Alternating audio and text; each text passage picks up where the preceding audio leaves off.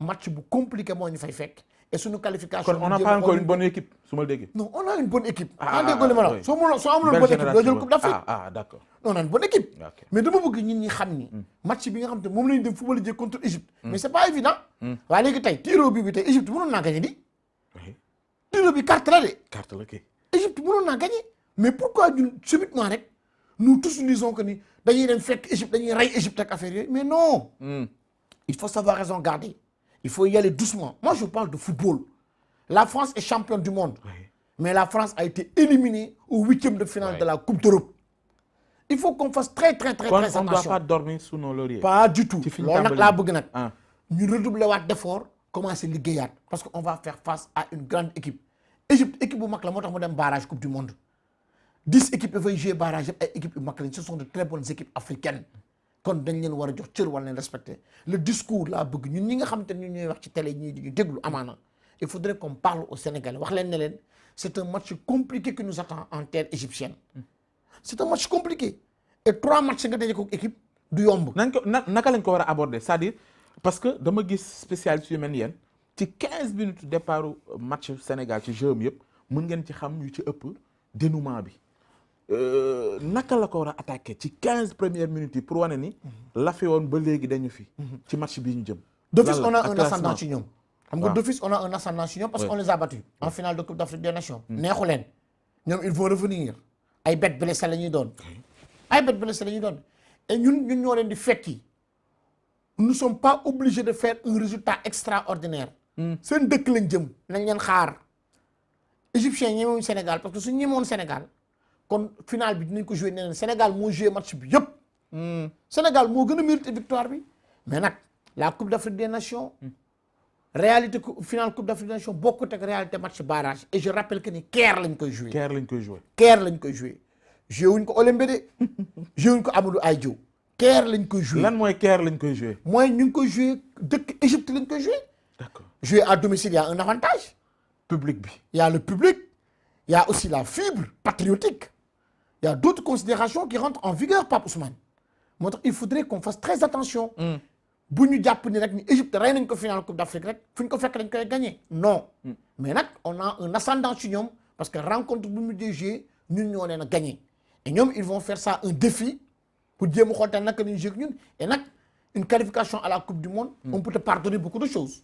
si tu te qualifies à la Coupe du monde. oui on peut te pardonner beaucoup de choses. mais xale yi ci dynamique bi xamante ni ci lañ nekk nañ ko continuer gëm ko parce que li ñu wane keroog finale bi contre Égypte jàpp naa ni su amul pression coupe d'Afrique pression dara. war nañ ci mën a dem d'accord mais il faudrait qu'on fasse attention. dinañ ñëw ci individualité yi xam naa ne léegi moom la ñu song laata ñu jeexal mais d'abord ci match bi parce que jusqu'ici dafa guñ débrief bi.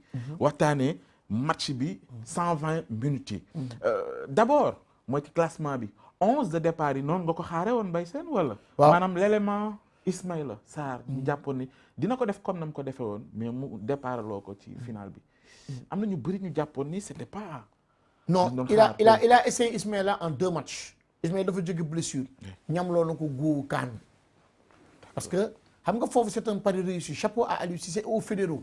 ils ont tout fait pour que Ismaïla Sarr bokk ci Coupe d'Afrique des Nations bi. peut-être lii lañ gisoon. Ismaïla a été un facteur clé de ci Coupe d'Afrique bi. il a été un facteur clé parce que face aux Équato-Guinéens. Ismaïla et Cheikh Kouyaté nous ont sorti de ce piège et tamit gis nañu rentrée bi nga xamante ni moom la def en demi-finale. et gis nañu aussi ce qu'il a fait à la finale parce que les Égyptiens ils ont compris que ni le Sénégal a des flèches. oui. et ñoom ils ont joué 3 matchs 120 minutes on ne le dit pas mais il y a la fatigue. ils ont joué 120 minutes 3 matchs d'affilée. dañoo sonn. Il y a la fatigue face aux Marocains, face aux Camerounais, ils ont joué ces matchs et ils étaient fatigués. Et li nga xamante ni bii nii moom lañ ñoon doon jouer contre Sénégal mooy seen force mooy ñun xam nañ ni ñii dans le jeu ñu gagné leen day difficile donte am nañ ay quelques occasions on va les amener au tir au but parce que on a une bonne équipe et nous tirons bien on a un excellent gardien et rawatina lu consolider loolu seen xalaat boobu mooy 7e minute taf le meilleur joueur sénégalais raté penalty ñun ñu jàpp nañ ne ñii kat seen meilleur joueur raté na ñi su ñun yóbboo tiro bi dañuy craquer dañ leen di gagner mais nag ça c'est ils sont tombés ci seen propre piège le facteur Ismaïla Sarr bi mu duggee ci match bi joué titulaire c'est bien. Ah parce oui. que dafa fixer la défense tunisienne. Et ça a permis. et sonal na même seen laaf gauche bi. non non daf ko fixé. Boulaye Dia bu mu duggee dañu doon bëggoon mu doggali si pointe de vitesse am.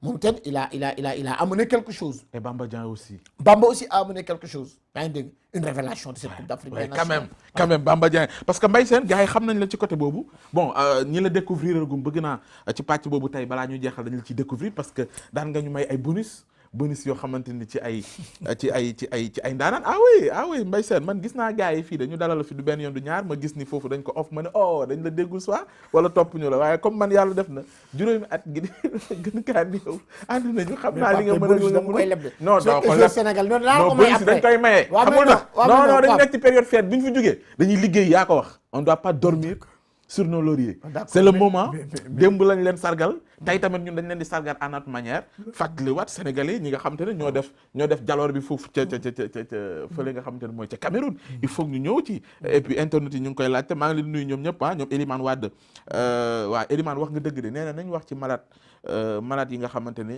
dañu bëgg a faju te nekk ci hôpitaux yi effectivement waruñu rek nekk di wax football rek mais comme temps fort bi jamono ji football la faaw ñu taxaw ci tuuti mais li nga wax noonu am na solo ñu bàyyi ci xel nee na tamit bàyyi leen Aliou Cissé mu def liggéeyam wax ji bëri na trop waaw xam nga Sénégal la moom équipe nationale moom nee nañ 17 millions yëpp ay coach lañ te ay spécialistes lañ ci wàllu football. Manik Ndeng nee na ma Mbaye Sène un très bon chroniqueur qui connaît bien le foot sénégalais wala le football d'une manière générale loolu moom on confirme noo jàmbaar loolu la kii di Seth Ndiaye wax ma xool moom nee na il faut qu'on parle du téléphone de Kalidou Koulibaly et de moom Khadim Dione Joseph Lopi on a volé son téléphone hier avant-hier. kon deux suñu jàmbaar yi. ouais Joseph Lopi on a volé son téléphone avant-hier. Joseph Lopi aussi on a volé son téléphone avant-hier dañoo sàcc téléphone am. waaw léegi loolu gars yi doy nañu war de gars yi fu ne la ñuy sàccee. ñu dem du jubilé gars yi di sàcc mais ku ci nekk ak sa liggéey gars yi danañoo doy waar. Nampalis lañ koy dooree. Mbaye Sène Nampalis. Ce que je peux te dire daal mooy. et pourtant il n'est pas titulaire dans son club de. oui. il ne joue même pas des matchs. Galatasaray la waroon dem mais juin bi juillet bi. dañoo yéex a jot lettre bi Galatasaray. décalage horaire bi daf ci joué. mu toog fa ñu ko doon xalaat au mois de janvier. le mercato d'hiver mu rejoindre Galatasaray. mais Nampalis a été extraordinaire je dirais même phénoménal.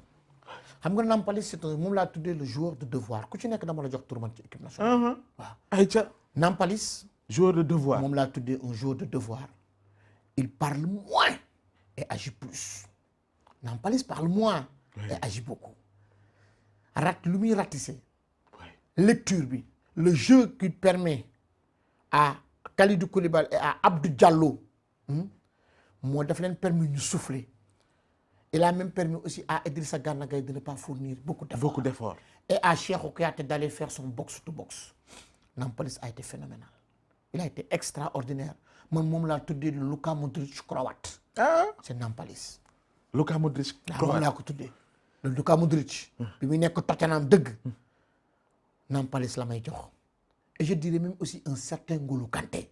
oui. voilà Ngolo ci taille bi. Nampalis ak ci façon bi récupérer ak ci taille bi. zone mixte Nampalis su rombee da ngay yaakaar ne sax di kii moo doon football. déedéet il est petit. de par sa taille. mais il est grand de par ses gestes. surtout dans le terrain. Saliou Ciss. on a tout dit sur ce petit. moom itam ba ma koy woo Zoom ci émission ba. dama génne gars yi naan non mais Saliou Ciss am na gars yu ko gën. moom itam juumloo nañu bëri. waaw Saliou Ciss. Kalidou Koulibaly Saliou Ciss Lamine Gassama. ils ont essuyé tellement de critiques ñaar ñooñu. Lamine moom en 2019 ñëpp a d'accord après ci moom.